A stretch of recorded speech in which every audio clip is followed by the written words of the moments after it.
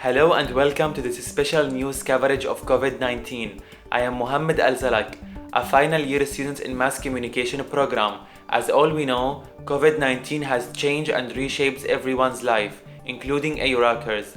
Myself and my team has put this program together by sitting at home, and we hope all you will enjoy this new experience. Stay with us to know more. Hi everyone, I'm Nurhan Al-Arousi, third year student in the Mass Communication program.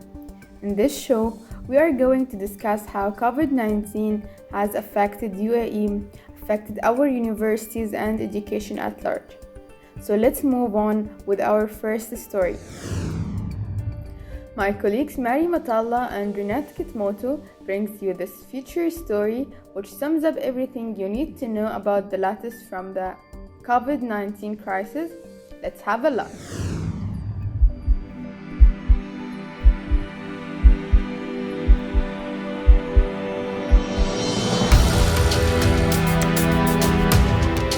The coronavirus pandemic has brought the world to a halt after infecting over 2 million people. It began in China in December and 3 months later was declared a public health emergency worldwide. It has spread rapidly, reaching more than 200 countries.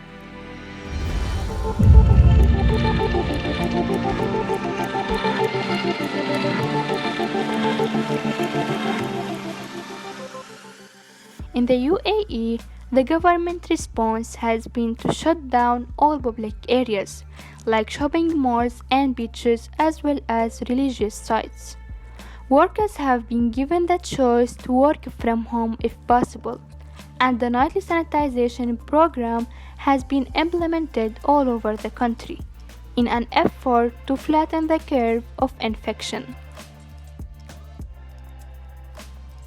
Additionally, they came to the decision to close down all education institutions, including schools and universities. To ensure there is no disruption to the learning process, the Ministry of Education implemented online learning, also known as distance learning, by using different applications.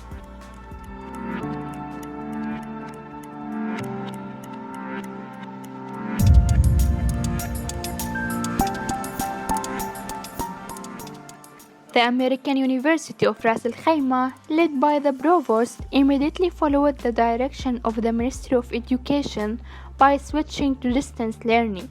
The provost and the faculty of AURAK shot a motivational video to remind their students that distance learning is not an obstacle to continued education. Hello, I am Stephen Wilhite, provost of the American University of Ras Al Khaimah, fondly known as AURAK. As a student-centered university, we are committed to helping you succeed even in these extraordinary times. We are here for you, online from our homes, until we can welcome you to our campus again.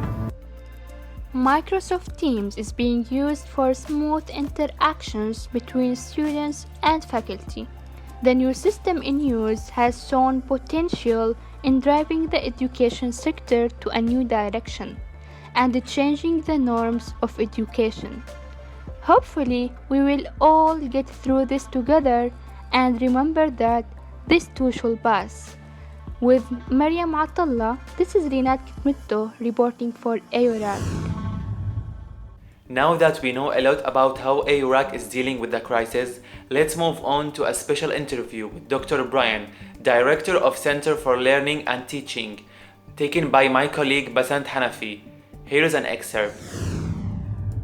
I wrote a book about e-learning, published by Sage Publications, and it was my area for my PhD. So one of the issues has been that the university system in the United Arab Emirates hasn't been so keen on e-learning in the past. And that's because they were worried that the students wouldn't have so many experiences. But Saudi Arabia is very open, much more open to it. I think because Saudi Arabia has maybe many more workers to work at a distance, like the oil fields. So definitely in Saudi Arabia, I know that Blackboard, which is the system we use, is very, like many of the colleges have it. They do a lot of distance learning, and maybe also for their male-female population splits, they make sure that the ladies can access maybe from home if they're not so able to travel to class or to attend, like if there's no female campus that might be near them, that might be easy for them. So Saudi Arabia has been very interested into e-learning, and I believe after this experience and now during the experience, the United Arab Emirates will become a leader in this area, so that they are really keen, the UAE is really keen to be a leader in things. And so it's enjoyable for me, having had a background in this area, to see how quickly they've adapted, how fast the students have worked with Google Classrooms for the high school and on Blackboard for us. We've installed new programs. We've had virtual access to the labs. So we have students, for example, taking architecture, and they need the software in the lab. So we've set that up. So we've all worked very fast, and I think we'll become a leader in this area in the future. So now, let's hear from the students. How are they dealing with their new lifestyle and online learning environment? Our reporters Reem Abdou, Marim Al-Naimi, Nadia Al-Abdouli, Basant Hanafi and Hadil Bilal brings this exclusive. Yeah, actually, this is the first time that I study by online. So I can describe this experience as a very good, actually, because this is my first time, as I said. Yeah, so you like it? Actually, yeah. Yeah. How do you deal with them? Do you like? Yeah. Yeah, I manage my time. I organize my schedule. I always open or turn the laptop on before the class starts to avoid any issue, or problems. Yeah, online I think there is an important advantage, which is recording the lectures. It's amazing, actually. We can easily go through the lectures anytime. Honestly, I'm loving the new grading system. It's epic. I mean, who wouldn't like like having grades that are not going to affect your GPA? Yeah. I think that's a good thing, especially that this is the semester. I have like 2 courses I'm taking. I believe one of them I was going to take a C, and the other I was going to get a B- in them. It was this bad. So this grading system it's good. Saved my GPA, let's say. Yeah. I miss being on campus for classes sometimes because I can meet with my friends and I can meet with my instructors. But also this new experience of online classes has been very helpful and practical for me.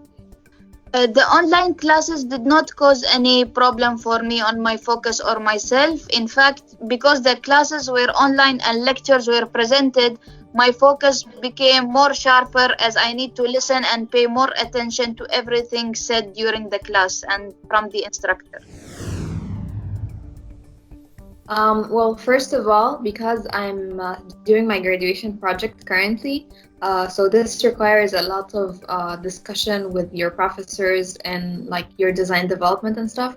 So before the coronavirus, of course, we used to meet like 3 times a week as per like lecture time, and our studio time would be like 5 hours 3 times a week. So we would like discuss our work with the professors. But now that this is done virtually, I feel like it's not as efficient as when we used to like meet face to face and discuss stuff like physically and like, with like a lot of time. I think my grades will increase very nicely. Like my GPA will definitely increase.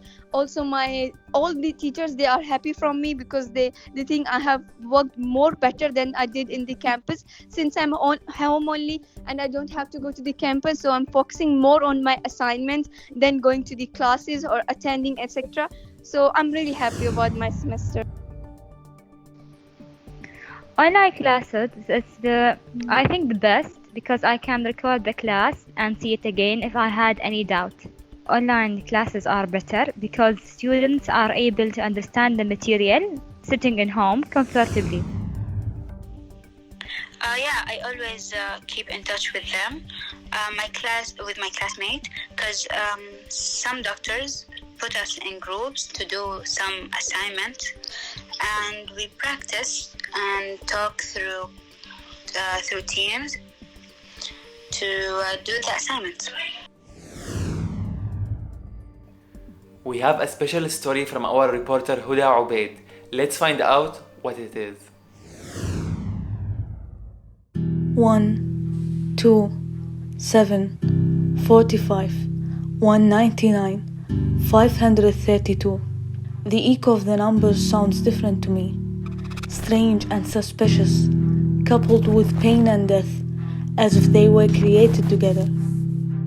532 new cases, 532 people are taking off the old glasses that they were seeing the world through, to stare at the face of fear, looking closely into his eyes, without a veil hiding it from them, seeing another world, dismal, an infinite wasteland cracking under their feet, throwing them into a deep, dark bottom.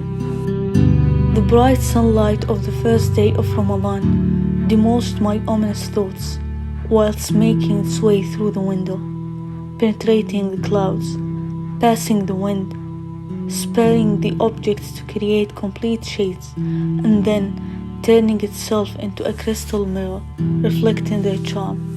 The man's heart is a sun. This is what shall be in dark times, a luminous sun, but nothing less. Busy doing one of my class's project in my room, of a wall with a round clock in the middle. The warning alert voice rises from my phone. The clock is ticking. It's 9:42. Here come the numbers again. Guards of the waiting gate, waiting for the day of pandemic ending, waiting for the return of the life that we love, with its beautiful little details.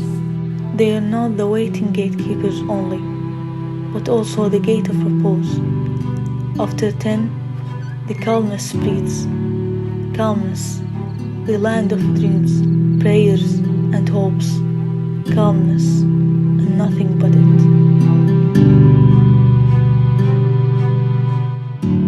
The midnight is quiet, unusual in this time of the year. When the crescent of Ramadan was rising, the city was welcoming it as swarmily welcoming a guest coming from far away.